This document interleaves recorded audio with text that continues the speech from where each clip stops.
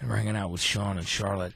Yep. I wanted to ask you about the celebration in Reykjavik that you went to in Iceland. I mean, there were celebrations all over the world to celebrate your dad's 70th birthday. And Reykjavik was a little more isolated. What was that experience like with you and your mom over there? Because I know I've been to Reykjavik and I know the layout. Yes, it's absolutely. cool. First of all, Iceland is just a really cool place. It's very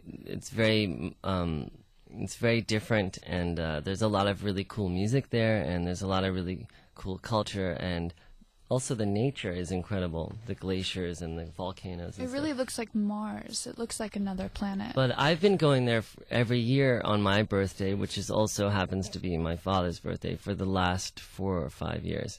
And the reason is because my mother built this light tower called the Imagine Peace Tower. And it's completely powered by geothermal energy, meaning it's completely green. It has no carbon footprint. And she basically lights it on my father's birthday as a sort of ceremony to symbolize peace and also to promote, green energy. Geothermal. So I go there every year, and every year it's just sort of evolved into a bigger and bigger party. And this year, of course, was the biggest party because it was my dad's 70th birthday anniversary. And so this year we decided to do a concert, and it just turned into a huge party. And in fact, Charlotte threw a surprise birthday party for me, which I was completely surprised by because I was so preoccupied with, music directing the gig that by the time I finished, I was so tired, and I just was like, all right, well, let's just go for a drink at the bar. And this guy came up to me and was like, hey, why don't you come across the street? There's this bar, that's really cool. And I was like, all right, well, let's go, guys. And my other friend Yuka was like, nah, she was totally messing with me. She's like, I don't think we should go.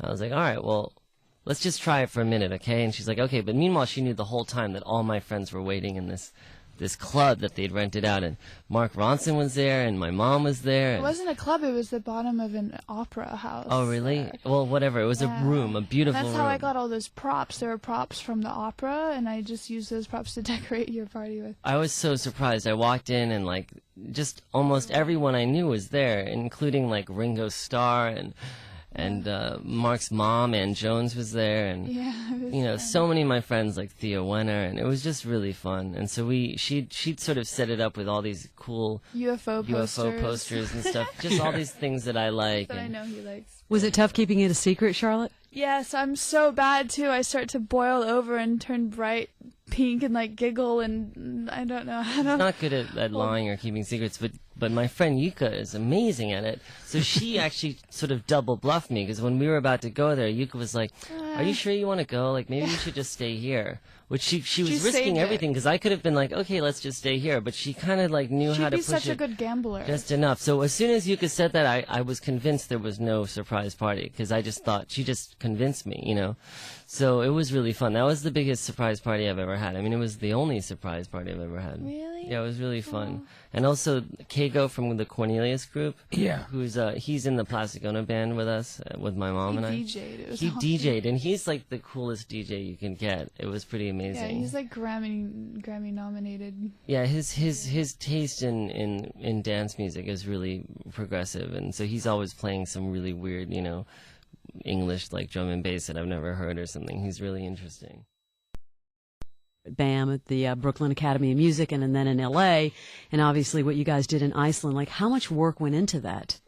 A lot. It was really difficult and really rewarding, but it was definitely probably the hardest thing I've ever done, because not only did I have to create rehearse the band for my mom's music, but I also had to select the songs for all the artists, and I had to rehearse the band to be ready for those artists without those artists there, because most of them were too busy to come to more than one rehearsal. So, and then on top of that, I was also producing the show and doing all the multimedia, I made a short film to open the show up. That was which was a great film. It was really moving. Life. Yeah, thanks. Yes. That turned out really good. Yeah. And so it was a lot of work, and it was also especially hard because, I'm trying to play shows with our band, the Ghost of a Saber-Toothed Tiger, as well at the same time as producing my mom's show. So it turned into a very, very, very work-filled couple weeks, and But it's pretty confusing for him because he goes from playing with, Perry Farrell and Lady Gaga and Iggy Pop in these huge venues with his mom to playing these tiny little, like, grungy, indie, like, spit-covered venues, like, beer-smelling, like... That's not the hard part. The hard part is going from one unrehearsed shows group with of me. songs to a completely different set of songs. So it's been challenging, but it's probably making me a better musician. So I'm thankful for all the work. Now, at the end, at the tribute show that you did over there on your birthday, did you play different songs of your mom and dad's while you were there?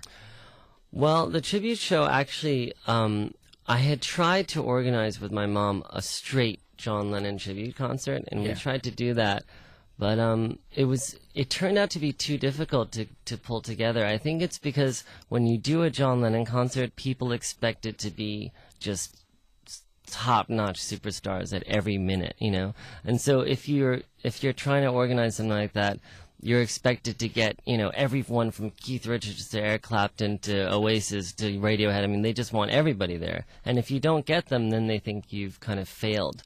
So we were unable to do the John Lennon tribute concert because it was just too difficult to organize something on that scale.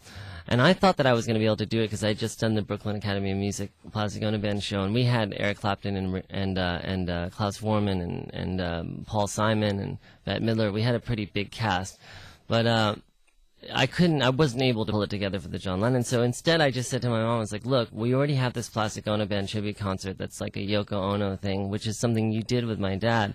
So why don't we just play that show and kind of make it dedicated to him, because I think he would have been happy that you were doing your thing at this time, and that you were doing it with me, and it's kind of like a family thing. So we in the end we just did a Yoko Ono Plastic Ono Band concert and kind of dedicated to him, because we didn't have time to get together all the Beatles songs and the John Lennon songs, which I would have liked to do, but it just wasn't in the cards this year. Did you like the stripped-down version of the Double Fantasy? Did you listen to that? There's some beautiful stuff on there. I did. I had actually was, lucky enough to get to hear it before it even came out. Right when she got back from the studio with Jack Douglas, she played it for me, and it was pretty intense to hear my dad without any reverb or harmonizers or delay. It was just his voice, really pure, and it was really interesting to hear that, because I'd heard that record so many times. I mean, I was there when they were making it, so I have a lot of memories of that session and those songs. And he actually hand drew the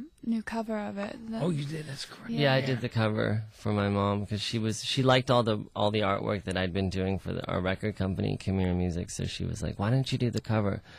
And so I spent a night drawing my mom and dad, which was kind of intense. It actually really brought me back to a lot of memories of that period. It was an intense time, Yeah, drawing that photo was more emotional for him than the whole Iceland birthday thing. Yeah, I'm sure. Yeah, it was always the little things that get you. Sure. Yeah. Yeah, it was nice to get to do it, though. It was, and it's great to hear those songs stripped down like that. It really is like watching the wheels just kills. It's so great. Yeah, it's amazing. So great, Well, we loved having you here today. It was so much fun to have you. Thank you. And the new music sounds great. Thank you so much. Love to have you guys back. Maybe next time do a little takeover, play what you want. Play some of your favorite songs on there. That'd be We'd cool. love We'll sit and talk yeah. about why you We'll love do that them. next. We'd love to. Anything, we'd love to hang out. So. That would be great. Let's Thanks do it. again. You got it, everybody.